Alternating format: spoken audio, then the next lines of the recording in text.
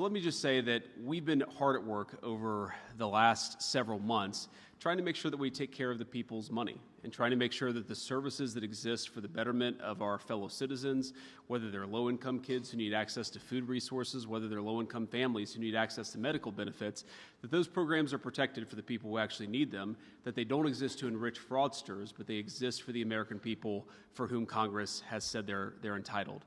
And that's exactly what this fraud task force is about. One of the things that I thought going into it, but that I've learned about fraud, is that it always has two fundamental victims. The first victim is the American taxpayer, who is generously paid into these programs in an effort to give their fellow citizens a leg up. But it also has as its victims the people who are meant to benefit from these programs, who are not able to benefit, or maybe are benefiting less because of what a disaster some of the fraud has wrought in these programs. And let me just give you a few concrete examples of what we're worried about, of what we're targeting, and also what we're going to do to solve some of these problems. So first, we're announcing that the federal government is deferring $1.3 billion in Medicaid reimbursements from the state of California. And the simple reason is because the state of California has not taken fraud very seriously, and because of that, we see a lot of the consequences that I just referenced. And again, let me highlight the fact that this really is two separate victims. So there are California taxpayers and American taxpayers who are being defrauded because California isn't taking its program seriously, but also you have people who've been prescribed medications that they don't even need. Sometimes they've had drugs put into their bodies that they don't need because fraudsters have actually encouraged false prescriptions and false administration of medications. So think about this. You're just a person trying to go see a doctor. You assume that your doctor is doing the right thing, but these fraudulent healthcare providers are getting rich by giving people medications they don't even need. It's a defrauding of the American taxpayer, but it's a violation of the trust that should exist between every American and the people who prescribe the medications. That's one thing that we're targeting, and this is why we're taking this action, is because we want California to get serious about this fraud.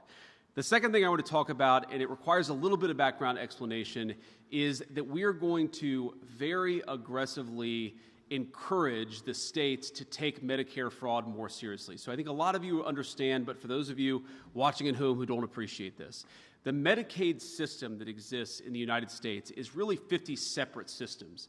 The federal government pays most of the Medicaid money, but then each of the individual states actually administers the Medicaid program. Now, we have red states and blue states that go after fraud aggressively, but we also unfortunately have some states, mostly blue states unfortunately, that do not take Medicaid fraud very seriously. So you have what's called Medicaid Fraud Control Units, or MFCUs. These Medicaid fraud, these anti-fraud units within the Medicaid program, we generously, meaning the federal government generously gives these fraud control units many, many billions of dollars across the United States of America so that they can take Medicaid fraud seriously. But let me just give you an example to highlight how absurd some of these Medicaid fraud programs are, because they're not actually being used at all. This is a tool. This is a tool that we want the states to use, but unfortunately, a lot of states aren't using these tools at all. Let me highlight this with just a couple of separate statistics. So, the Hawaii Medicaid program has received billions and billions of dollars from the federal taxpayers. And of course, Hawaii taxpayers have paid in a lot of money into this program over the last years as well. Guess how many convictions or indictments has Hawaii had over the last few years in its Medicaid fraud program? The answer is zero. Not a single indictment, not a single conviction, because the administrators of the Hawaii program just don't take it seriously. They don't think that fraud is a big enough problem. They don't care about protecting resources. They don't care about protecting that Medicaid program. So what does that mean? That means that if you're committing fraud in Medicaid in Hawaii, at least up until now, hopefully now they're going to take it seriously, you have had effectively free reign from the government of Hawaii to commit as much fraud as you want. That is a complete disgrace. In New York, which does a little bit better, but not by much, New York has had 9 indictments over the last year. 9 indictments. That's a $100 billion Medicaid program just in New York, and you've had 9 indictments. Indiana, which has about a third of the population of the state of New York, has had more than 4 times as many indictments over the same period. So does anybody here seriously think that the good people of Indiana are 12 times more likely to commit fraud than the people of New York? No, of course not. That's absurd. What is happening is that the leadership in New York are just not taking the fraud issue seriously. They're not using these anti-fraud control units to actually investigate and indict the fraud. So what are we going to do to fix that? Today, we are sending across 50 Medicaid programs, we are sending letters that will require them to show that they are effectively and aggressively prosecuting Medicaid fraud in their states. And if they do not aggressively prosecute Medicaid fraud, we are going to turn off the money that goes to these anti-fraud units. And I want to say a couple things about this. You may think, obviously, this is a Republican administration. We're all proud Republicans up here. You may think that this is purely a red state or blue state issue. That's actually not true. We see Medicaid fraud issues in Ohio, the state that I used to represent in the United States Senate. We also see Medicaid fraud issues in a state like Maryland, which is obviously a very blue state. But both Ohio and Maryland have worked with us to take this issue seriously. They've worked with the guys behind me. They've worked with our entire team to make sure that they take fraud seriously. Again, this does not have to be a red state or a blue state issue. This is just basic good government. However, states like California, states like Hawaii, states like New York have completely not taken the fraud issue seriously in the Medicaid program. And so for those states that refuse to get serious about fraud, we are going to turn off that anti-fraud money. And if we continue to find problems, we can turn off other resources within their state Medicaid programs as well. Our goal here is not to do that. We don't want to turn off any money. What we want to do is ensure that people are taking fraud seriously. We want to protect Medicaid. We want to protect Medicare. But we can't do that if the states that are administering those programs are allowing those programs to be fleeced by fraudsters. So we encourage, whether it's California or New York or Maryland or Ohio, we encourage people to work with us. We want to help you use technology and other tools to get rid of the fraud, to get to the root of the fraud. We want to help you. But we can only help these state programs if those state programs are willing to help themselves. So these letters are the first step, the first effort to try to force these states to get serious about prosecuting fraud, and that's exactly what we're doing. Let me just talk about one final issue here. We see a lot of fraud in the home health care and in the hospice care system. I think Dr. Oz will probably talk a little bit more about that, but again, you have to appreciate that this fraud issue is fundamentally theft from the taxpayer, but also theft from people who need these programs. Just last month, a California psychotherapist, a woman who had spent 40 years treating patients, helping people deal with problems, found out that her Medicare program had been turned off, that she did not have access to the resources that she had been paying into for her entire life. Why? Because a fraudster had stolen her identity and signed her up for health care services that she didn't need, and so she had been turned off of the health care services that she did need. This happens way too much in the United States of America, and it happens because until recently, we did not have a government or an administration that actually took the fraud program and took anti-fraud prevention seriously. So let me just close with one final observation here. First of all, why are we doing this now? Why weren't we doing this 2 years ago? And the simple answer is because we didn't have a president and we didn't have an administration who took fraud seriously. So I want to thank the President of the United States, though I know he's busy in China. All of these efforts, all of these things that we're finding are because we have a president who has told us, take the fraud issue seriously, get to the root of it, and turn off the money when we find out that money is going to fraudsters. So that's exactly what we're doing. But I just want to say that for me, and I think for a lot of people who are involved in this effort, this is very personal. Because I'm not just the Vice President of the United States. I come from a family, and I grew up in a family where we sometimes benefited from these programs. The generosity of the American people is one of the most amazing things about our country. I think all of us, of course, just passed tax day. None of us like paying our taxes, but we do it. And why do we do it? Because we know that it goes to give a bite to a low-income family that can't afford food. We know that it goes to pay the military who keep us safe. We know that it goes to some essential services.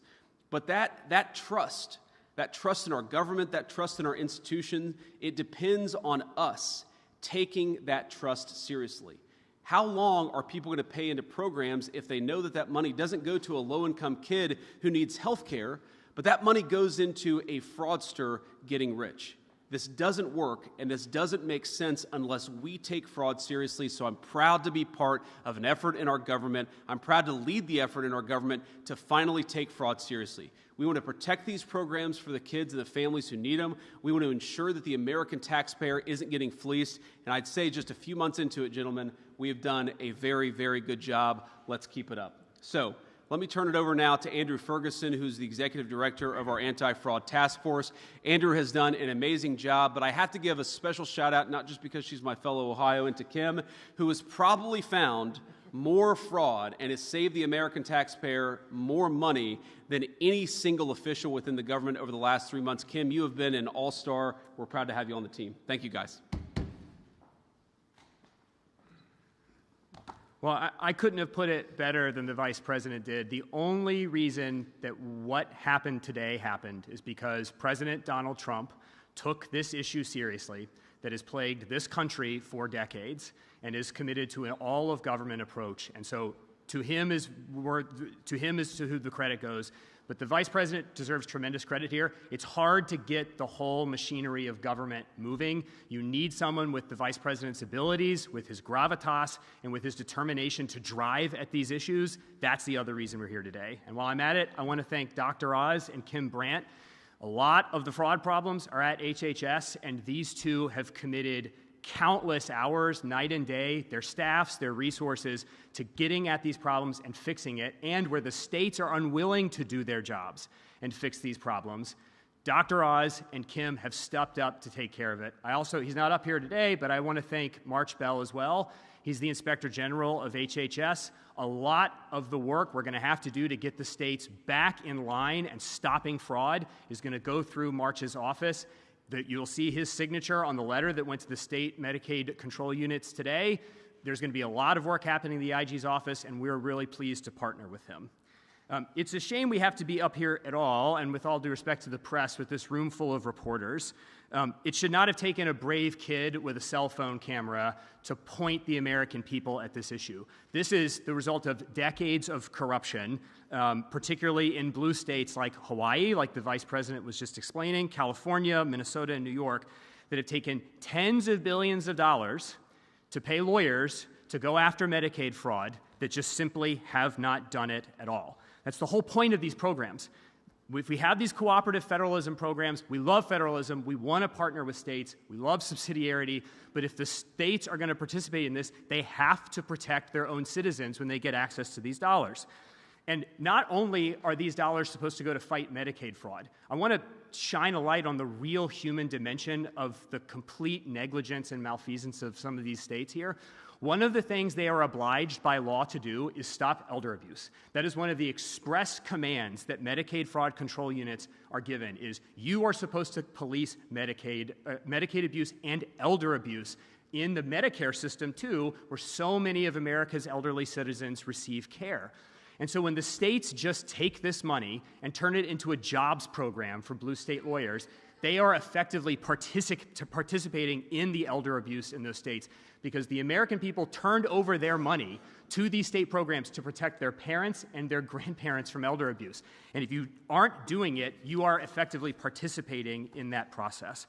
The Vice President highlighted this problem that we have in Medicaid, which is if a fraudster takes your identity, signs you up for benefits, when you go to try to get the actual benefits you need, you can be denied them.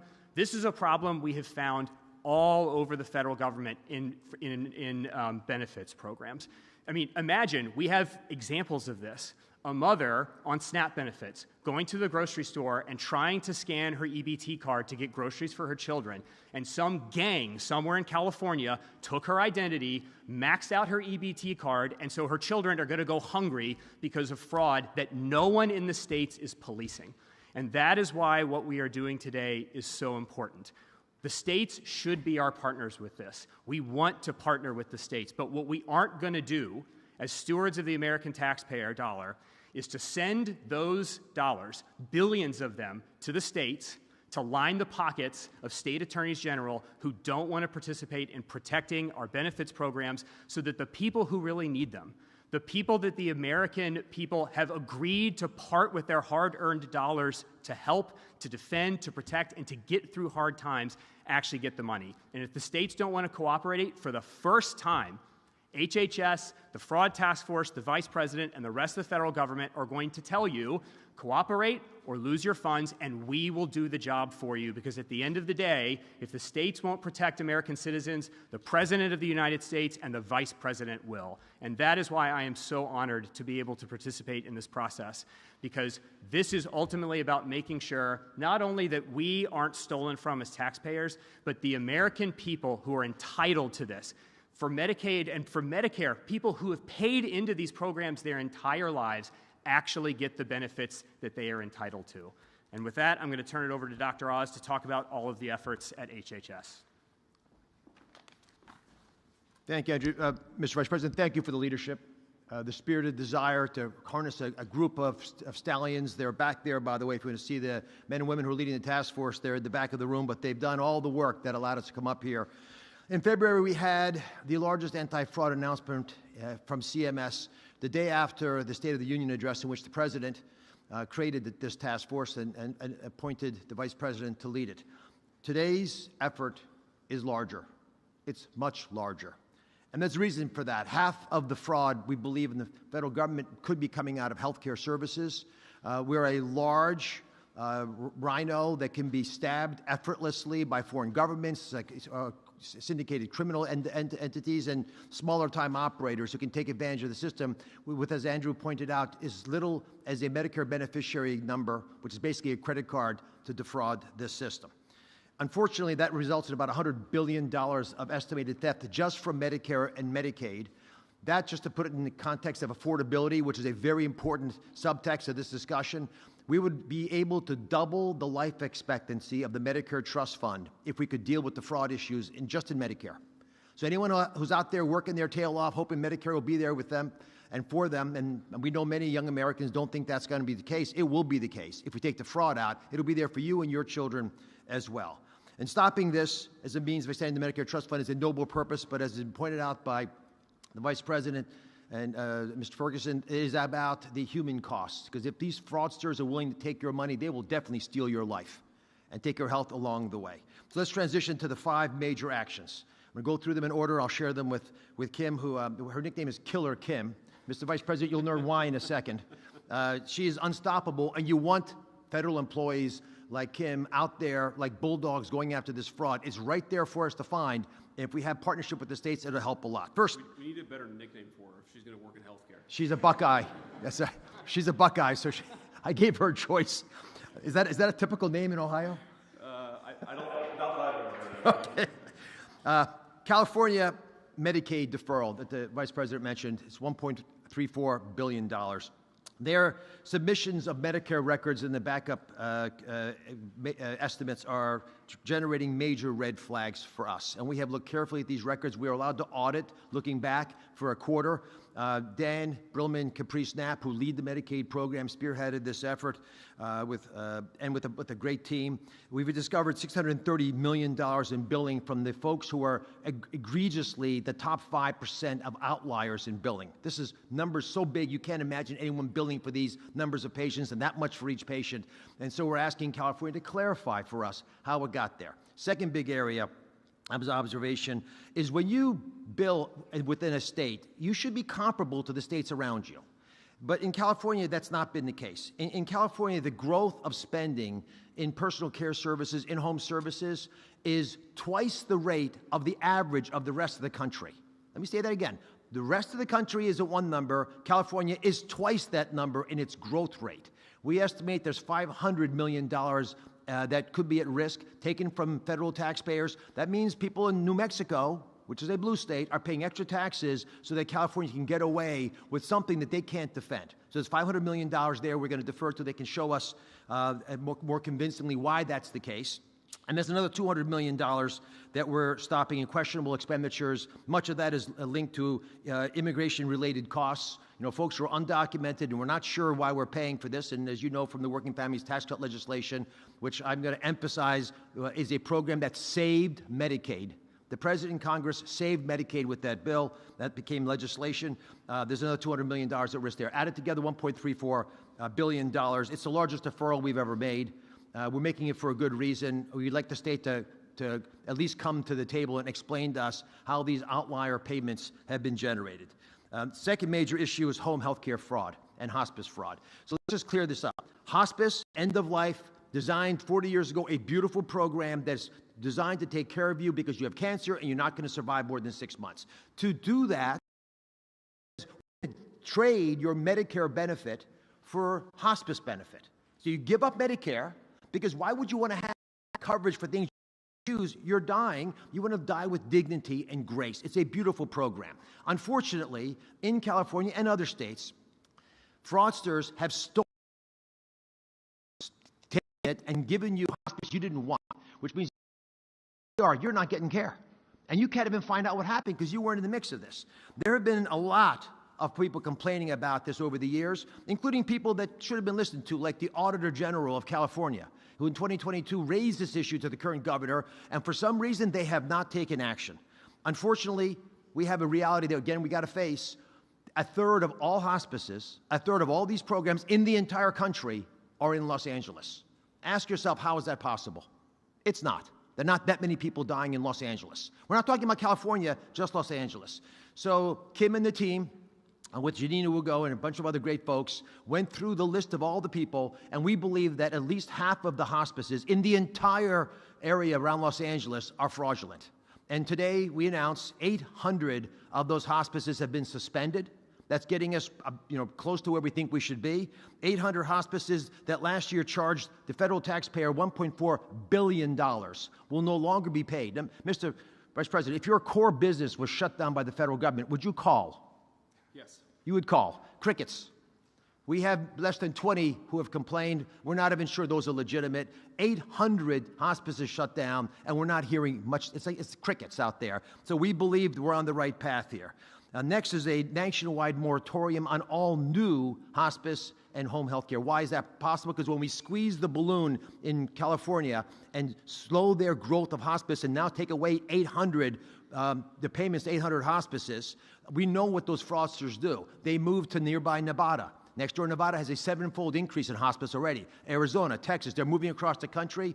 So we've today announcing a moratorium nationally. There will be no new hospices or home health care open in this country. If you have the program now, you can keep it. You can go to ones that already exist. We're not taking away any services, but there will be no new licenses granted until we can figure out a better way of working across government. Let me highlight this, because when Andrew, who's leading, and the Vice President are chairing this task force, it's very simple. You have CMS, you have OIG, March Bell sitting over there. You have the Department of Justice, you have the FBI, you have Treasury. You put those things together, you make a powerful fist. And that's the fist we're going to punch through bureaucracies and realities that are stopping our ability to protect the American people. I'm going to leave you one last thought, and then I want to ask Kim to cover some of the issues around the Mufukos and the Medicaid war room that she's creating. It is a reality that states are all over the place in their desire to partner with the Vice President in this task force. There was a letter sent out 2 weeks ago asking every single state to respond within 10 days to whether or not they will be willing to revalidate their providers. What that means is if you're providing home health care services, which are unlicensed people, providing services in undocumented areas that are unverifiable right now in many instances, basically you're having your kids carry the groceries upstairs for you. These are services your family used to provide for you. We asked all the states to work with us to validate if these are legitimate services from legitimate providers. Every single state responded. So contrary to the narrative around red and blue, every state wants to protect their citizens. Some are just more competent or brave enough to actually make those steps. And for some reasons, as you heard today, California has been lax in this endeavor. We hope this wake-up call will be heard loudly across the beautiful state of California, whose people we're trying to protect, sometimes from their own leaders. Kim? So when we took office a little over a year ago, we were looking at the fraud and abuse issue and saw that it was all pay and chase. We were going after the money after it was already out the door. And so we thought there surely has to be a better way. So we created the Medicare Fraud War Room, where we looked at claims in real time before they were paid so that we could determine, were they legitimate? Were there the outliers that we've heard examples of today? And how could we stop it? Over the past year, since the Medicare War Room started on March 31st of last year, we have stopped over $2 billion from going out the door just by targeting those high-risk providers. Recently, a couple of weeks ago, we've decided to take it a step further, and we're now doing a Medicaid war room. And what's unique about this is it's the first time that we've ever partnered across the board with our law enforcement partners, the HHS OIG, DOJ, the states, the MFUCAs, the Medicare Fraud Control Units, all working together for the first time to look at Medicaid claims in real time and be able to determine how we can stop those payments from going out the door, to stop the instances of an 89-year-old woman who had over 5,000 skin substitutes, or to stop the types of things that are just really aberrantly ridiculous. So what we've done is we have data analysts, we have forensic auditors, we have law enforcement people, all coming together in a virtual room. It's not an actual room like you think of like on TV, but they're all in a virtual room where they are looking at this in real time and then making determinations about how we can shut those bad guys down and how we can take action. And what has happened is we are now using our administrative authorities, payment suspensions, overpayments, civil monetary penalties, and the HHS OIG exclusion authority to really be able to take action against these people and make it so that we can hopefully bring that money back where it needs to and never let it go out the door. The key is we want to keep it so that it can provide the services for the people who most need it and who most benefit from it, and stop the bad actors from getting all the benefit. Thank you.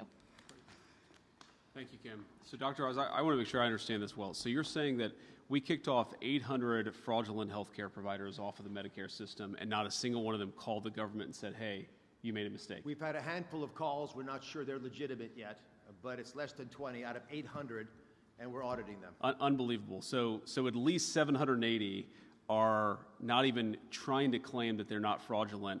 And again, those are businesses that we were giving hundreds of millions, in some cases billions of dollars to, not to provide services, but to make a fraudster rich. It's just completely insane. Drives home the scale and scope of the problem. Okay, we'll take a few questions. I will say the ground rules are, I will take the easy questions. Any hard questions are for Dr. Oz. Yes.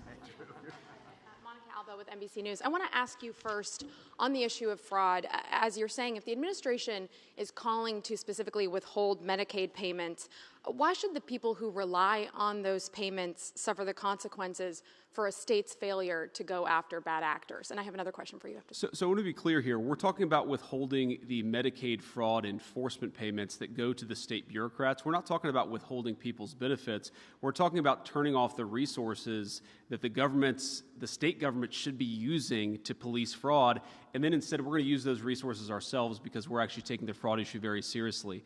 But I do think it raises a very important issue. There are going to be some, I'm sure, some politicians who say what you're doing here is harming the Medicaid program. We're trying to save the Medicaid program from dysfunctional state bureaucrats. If you allow hundreds of millions, billions, even more money to go out the door, not to healthcare services for low-income families, but to fraudsters, you eventually are going to destroy the Medicaid program. So this is why we say red state, blue state, this does not need to be a political or a partisan issue. We want to work with you to eliminate fraud and make these programs last longer for the people who truly need them. Thank you. And can I ask you, Mr. Vice President, when approaching the war with Iran, do you agree with the President's position that Americans' financial situations should not be a consideration in that decision-making process? Well, I don't think the President said that. I think that's a misrepresentation of what the President said. But look, I agree with the President that Iran should not have a nuclear weapon. We're obviously engaged in a very aggressive and very engaged diplomatic process to try to ensure that that doesn't happen. And the President has a lot of options, as he said repeatedly. There are options diplomatically, there are options on the military side, but the fundamental goal here is the President wants to make the world safe, but particularly the American people safe from Iran having a nuclear weapon. And one final point I'll say on that is, nuclear proliferation is one of those challenges that people don't realize. It's the biggest threat to America's national security, and it's not obvious until it is. Because what happens if Iran gets a nuclear weapon? Then multiple Gulf Arab countries are going to want to get a nuclear weapon. Then multiple countries from there are going to want to get a nuclear weapon. The goal of preventing nuclear proliferation is probably the single most important thing that we can do to keep our people safe for the long term. It's absolutely a worthy goal. But of course, the President and I and the entire team, we care about the American people's financial situations. It's one of the reasons why we passed the Working Families Tax Cut. It's one of the reasons why we're so focused on fraud. We care about how the American people are doing economically. We've also got a number of other challenges. Of course, the President has to confront all these challenges simultaneously. Yeah. Edward Lawrence from Fox Business. On fraud, the savings that you find among all of these states, what impact would that have on a federal deficit? Well, I think it'd have a very big impact, but a lot of it does depend on how well the states work with us. We think we're going to be much more effective if we're working with California as opposed to fighting California over every $1 billion of Medicaid fraud that exists in their system. I mean, there could be tens of billions, hundreds of billions of fraudulent payments within the California system if you count what's going to illegal aliens, if you count what's going to people, fraudulent businesses, if you count what's not going to the people who actually need it, but going to fraudsters. We would find that money a lot easier if California was working with us, which is why we've taken some of these steps. I mean, the letters fundamentally are outreach. We're going to the states and saying, here are the things that we can do to work on this issue together. And of course, if they don't work with us, there are going to be penalties. We don't want to get there. We want to work with these guys. You heard Dr. Oz say this earlier. I've looked at the numbers myself. It's true. If you just deal with the fraud issue, you can prolong the Medicare and Medicaid trust funds well into the future. So it does have a significant budgetary impact, whether that's hundreds of billions of dollars or maybe even more. We're not going to know until we do the work, but we're going to do the work. Yeah, if I could on China. Let's do one question from each person. Go ahead. We can do both, you guys. You guys can fight for who goes first. Sure. Mr. Vice President, Reagan Reese with the Daily Caller. What's your reaction to the alleged home health fraud in Ohio, and why do you think this is happening in a red state? And just a question of clarification. You mentioned that some states aren't cooperating. What does that look like? Are they not responding to your calls? Are they stonewalling you guys? If you could expand on that. So I'll let Dr. Oz go into the details a little bit, but on the Ohio issue in particular, look, this happens everywhere. We're a big country. Hundreds of billions of dollars goes out the door every single month from the federal government, and inevitably you're going to have people who try to take advantage of it. What bothers me is not that you have a few fraudsters out there, it's that the government hasn't taken seriously pushing it back. You're always going to have bad people. You're always going to have a few bad apples try to take advantage of the system. What's so unique about this country until recently is that we didn't take that seriously. We didn't try to push back against the fraud, and that's what's changed. When I talk about cooperating with these various states, and again, we've had some good cooperation with both red states and blue states, it's very context specific. But for example, let's say that we know we have a number of fraudulent Medicare or Medicaid providers. Working with the federal government to identify who those are, to kick them off the rolls so that when those companies, those fraudulent companies submit a reimbursement, they don't actually get any money in return. Now, sometimes the federal government has a better perspective on that, sometimes the states do, but that's one example of ensuring that local providers that are fraudulent are not able to get reimbursed or not able to get access to the resources. That's just one example. Dr. Oz, I'm sure you probably have 100 more in that brain of yours. Very succinctly, Minnesota, which we announced the deferment there when the Vice President and I were in this room several months ago, sued us. And we're trying to get them to wake up to a problem. The amount that we deferred was a small percentage of their rainy day fund. They sued us and sought a temporary restraining order. That's not what a partner does. The judge did not give them a temporary restraining order. We're going to California now in part because we couldn't get them to respond on things that we think they should have taken proactive steps on. If they've been warned for at least 4 years by their own auditor general that there's a massive problem with hospice and they don't deal with it, it pollutes the entire ecosystem. It creates corruption that rots the foundation of who we are. So on the 19th of December, after it had gone through all the different processes, the State Department of Health in California was going to mandate by the first of the year that you cannot have more than one hospice per provider. This is a red flag issue. Why would a doctor need to have 20 hospices? Have one hospice, do it right. They do 20 hospices because they're taking bribes, they're selling their license and their soul. For reasons we don't understand, and I'd love to pose that right here to the state of California, someone very senior in their government pulled down that rule, never let it issue, and we never got help from them. That's why we went out the first week of January to say, what's going on here? And we find out that, as the Vice President mentioned, the Medicare fraud detection units sometimes are not being enabled to do their jobs. These are the kinds of behaviors that people take when they're trying to hide the ball. And the question I'd love to ask the media to opine amongst yourselves, we're debating it as a task force, is do the governors always feel that fraud in Medicaid is a flaw? Or are there sometimes some reasons why it might be a benefit? Might be a feature of the way they're running Medicaid. The same way we had to stop legalized money laundering through state-directed payments and provider taxes in the Working Families Tax Cut legislation, we are concerned that some governors see these programs as jobs programs. and their downstream impact of that resembles political patronage that we're very serious about. Mr. Vice President, Yep. Thank you so much. Leonardo Feldman with Newsweek. Can you tell me a little bit about, the president has been toying this idea of a joint ticket between you and Rubio. What do you think about that? Oh, man. What I think is there are a few topics that I want to talk about less than what office I'm going to run for years down the road when I'm having a good time and trying to do good work in the job that the American people already elected me to do. Look, as I've answered this question probably in any number of ways. I love Marco. I think he's a great Secretary of State. He's become a very, very dear friend. But I think both of us are very much focused on accomplishing the American people's business right now. If I was the American people, there are few things that I would hate more than a person who's barely been in one office for a year and a half, who's angling for a job 2.5 years down the road. Let's do a good job now. We just got to keep at it. Go ahead. Oh, God. Just quick, I have a fraud question. This is Kit with CNN. It's not us who are bringing this up. A couple days ago, Trump made this statement to people in the Rose Garden. Why do you think he does that? Do you think it's a little bit of toying with you both over your succession? Why do you think he brings that up? Just number one. Well, I just don't think it sounds like the President of the United States to have a televised competition for who would succeed him as his apprentice. I just think that's not at all what you would expect the President to do. But no, I think the President, he's always been fascinated by politics. If you talk to him, he was fascinated by politics 30 years before he ever ran for office. So I think it's natural for him to, joke around with us a little bit, to play around with the idea. But I can tell you the President is as focused as any of us on making sure we do as good of a job now for the American people. Can you preview your trip to Maine tomorrow?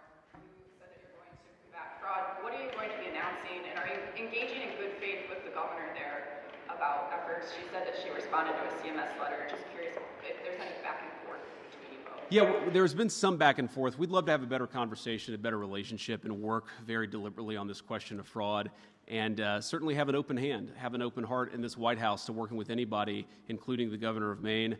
I'm not going to tell you everything I'm going to say tomorrow in Maine, because if I did that, why would I go to Maine tomorrow? But I'm looking forward to it. It's a beautiful time of year to be in the state of Maine. We're going to campaign a little bit with Paul LePage and talk about the fraud efforts that we have going on, and talk about a few other things as well.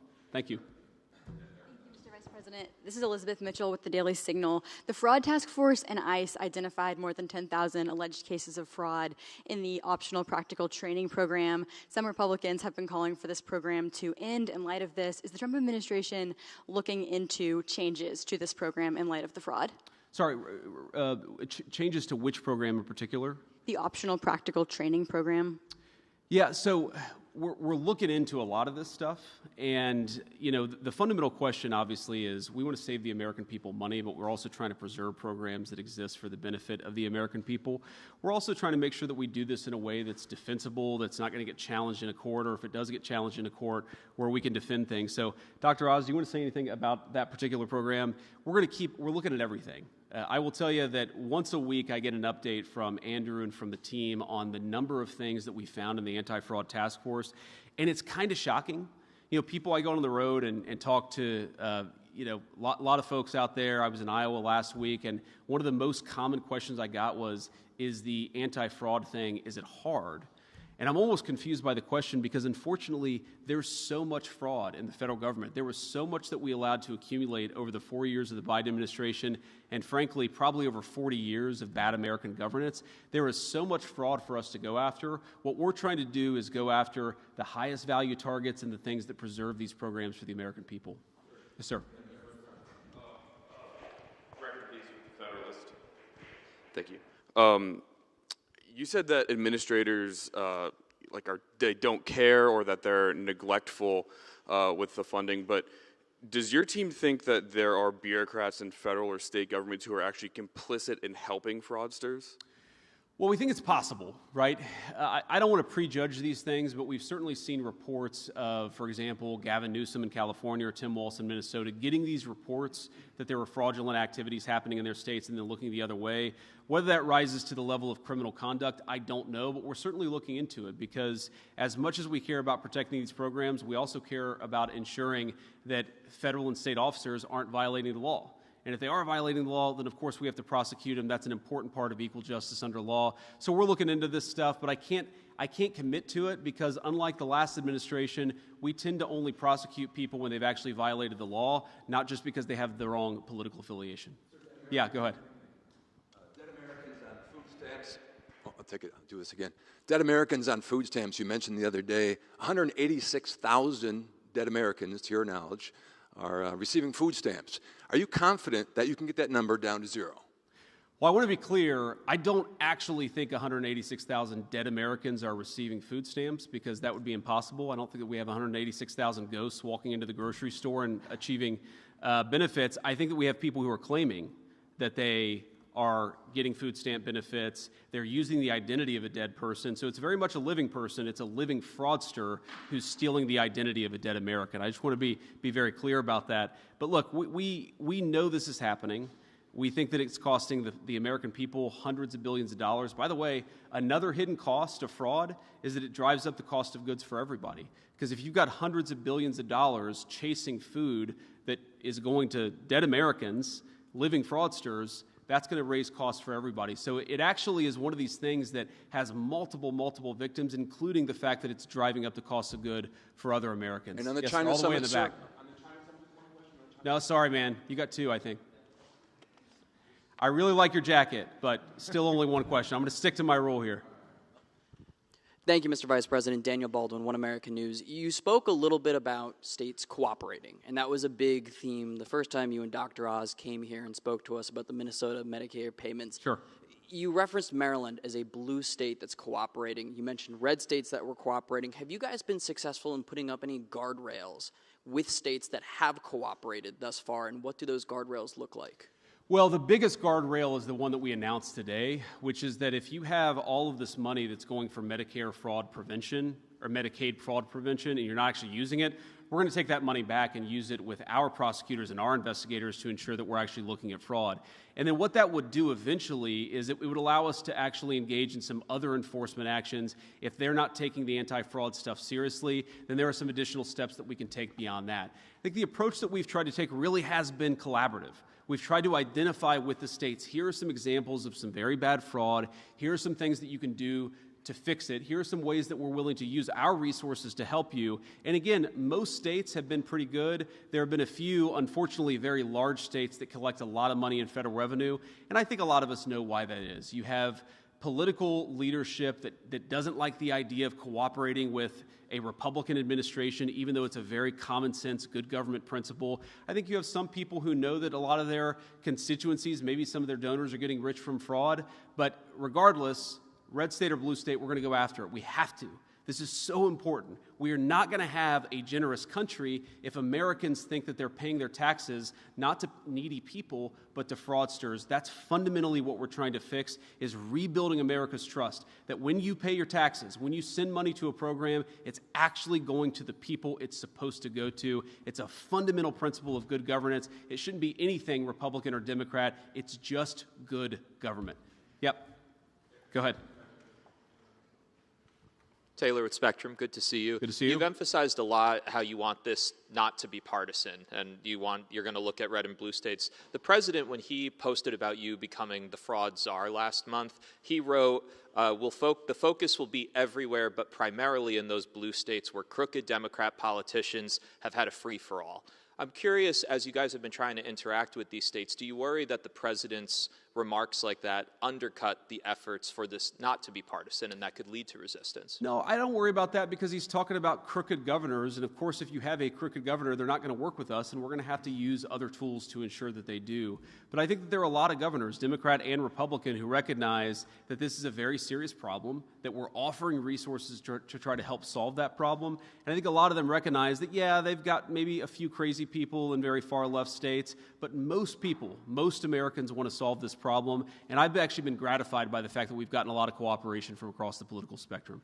One other point about cooperation, we're not there yet, but one of the things we're going to do on the fraud task force is, look, we're learning. we're learning a lot about the way the government operates. I mean, Andrew I almost feel bad for him sometimes because he comes to me once a week and says, here's this bureaucratic hurdle, or here's a wall that I'm running into that I would have never known even existed until we started to take this fraud stuff very seriously. So we've learned a lot over the last 6 months.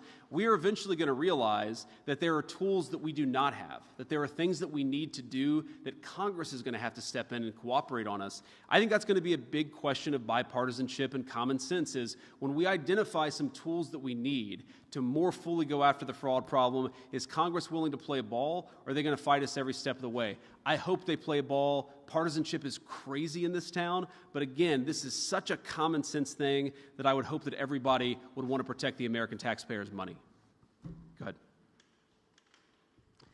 Jennifer Jacobs, CBS News. On Iran, can you tell us where negotiations stand? The president, before he left for Beijing, called the latest proposal unacceptable. So is the U.S. even talking to the Iranians right now, or where are things at this point? Yeah, so look, obviously these negotiations are very sensitive. I'm not going to tell you everything because we're trying to have a productive conversation. I spent a good amount of time on the phone with both Jared Kushner and Steve Witkoff this morning, a number of our friends in the Arab world this morning. Look, I think that we are making progress. The fundamental question is, do we make enough progress that we satisfy the president's red line? And the red line is very simple. He needs to feel confident that we've put a number of protections in place such that Iran will never have a nuclear weapon. Right? That is the question. Do we meet that threshold or not? I think that we've made a lot of progress since we left Pakistan. I thought we made some progress in Pakistan, but we've made more since then. But that is fundamentally what we're negotiating towards, is we want to be able to look the American people in the eye and say with confidence that you are not going to have to worry about this very, very dangerous regime having access to the most dangerous weapons in the world. That's the goal that we're focused on. Again, there's a lot of ways to accomplish that goal. The president has set us off on the diplomatic pathway for now, and that's what I'm focused on. Yep. Got it. Thanks. We'll do a couple more here. Thanks a lot. There was pushback from Senate Republicans yesterday in the conference meeting about the cost of the ballroom, which has ballooned to about $1 billion for the security aspect. Is there an IG, either for GSA or the Treasury, who would or should be eyeballing that project? And how do we make sure it doesn't balloon like some of these other government spending building projects? Well, I'm sure because of the nature of the project, you're going to have inspector generals who look at this, who look at the auditing, who look at the accounting, who make sure that this is done in a good way. I will say the President of the United States is a very good builder, and the reason why this is expensive is not because of the ballroom. The reason this is expensive is because of the security precautions necessary, things that have nothing to do with the ballroom itself, but have to do with the actual security infrastructure on the White House. We saw a couple of weeks ago what can happen when you gather the President of the United States and a number of people who are in the line of succession in the same room. We almost had something very terrible happen. And thanks to the Secret Service and their incredibly quick response, we didn't have a terrible thing happen. But one of the things it's taught us is that we've got to update. And there are things, frankly, I wouldn't even talk about in a public forum. There are parts of our national security, and there are parts of the international sort of world that are very, very dangerous, and the president needs to be protected. The senior officials in our government need to be protected, and that's fundamentally what this is all about, is ensuring that on the White House grounds, we have what's necessary to protect the president, whether he's engaged in a state dinner, which of course is an important part of the president's functions, or whether he's engaged in the day-to-day functions of being president of the United States. Go ahead. Thank you, Mr. Vice President. My question is, what's your message to Americans as the Iran war continues to impact the economy, especially after yesterday's inflation report? Well, I guess my message to Americans is we know that we have a lot of work to do in order to deliver on the prosperity that the American people deserve.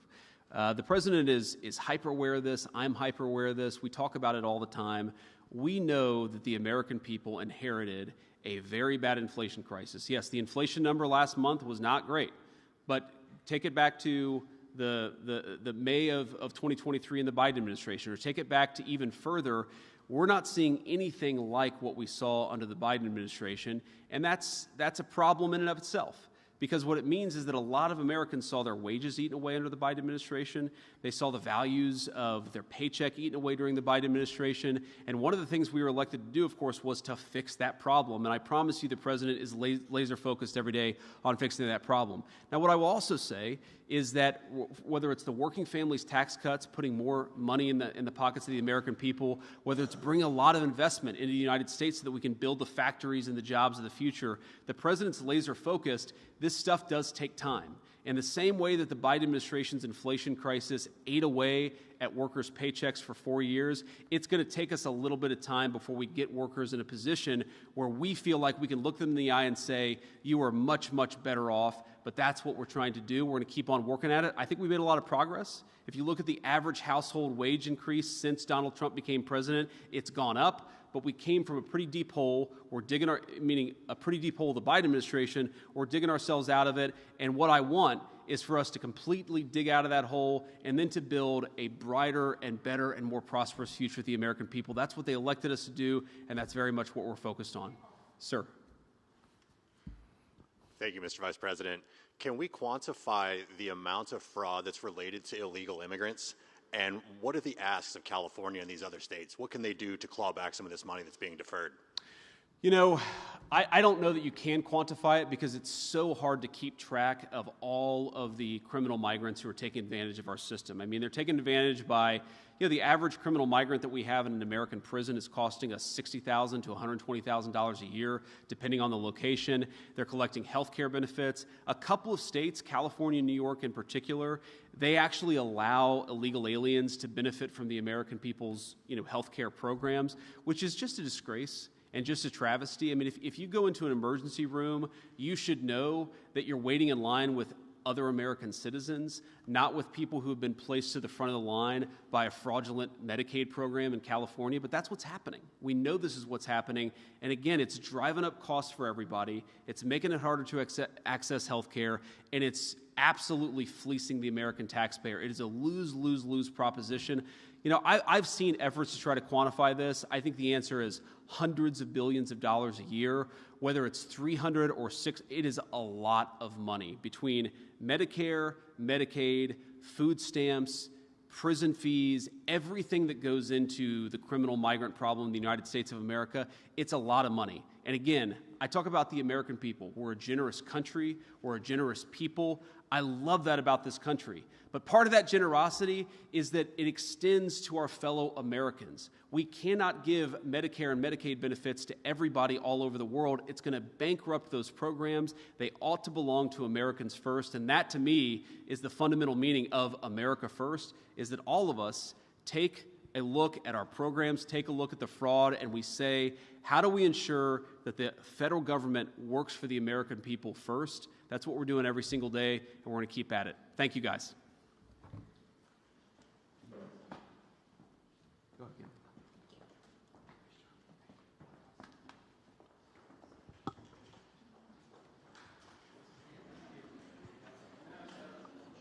Go ahead.